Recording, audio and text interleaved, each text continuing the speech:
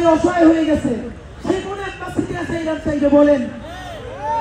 আমাকে অনেকে বলে আমাদেরকে তোমরা বেশি ইমোশনাল।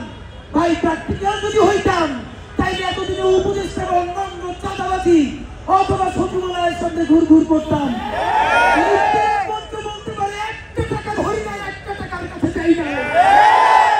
শহীদদের রক্তের সাথে আমাদের জীবনের বিনিময়ে যদি ইনসাফ আইনা দেওয়া লাগে, সেই ইনসাফ আইনা দিয়ে আমরা মৃত্যু চাই। বন্ধুরা আমার, সামনের ইলেকশন শুরু, সামনের ইলেকশন শেষ না।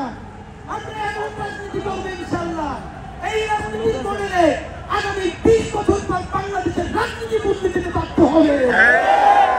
বন্ধুরা আমার, আজকে আমি আপনাকে বলতে চাই, আমি নিজেকে এখানে টোপ হিসেবে ব্যবহার করছি।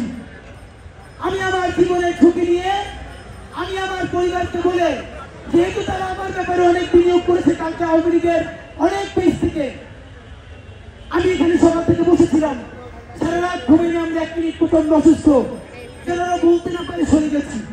আমাদের 10 জন পাহারা দিয়ে নাই, যদি ওরা গুলি চালাতে আসে এসে চালাক, যেহেতু আসে নাই আমরা মিছিল নিয়ে এখন তাদের কার্যালয়ে যাব।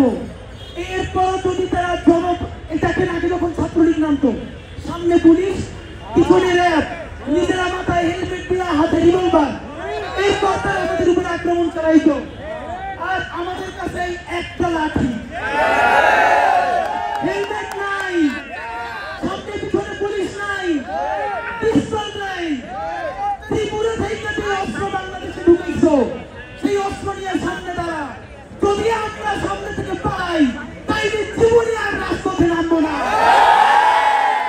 তোরা যদি আজকে না নামো, তাইলে বাংলাদেশের রাজনীতিতে তোদের আর কোনো ভবিষ্যৎ থাকবে না। বন্ধুরা, দুইটা যদি পক্ষের ভোটে অথবা যা কিছু হোক, আপনারা কি সরে যাবেন? আর কোনো কথা বলেন, শেষ পর্যন্ত লড়াই করবেন।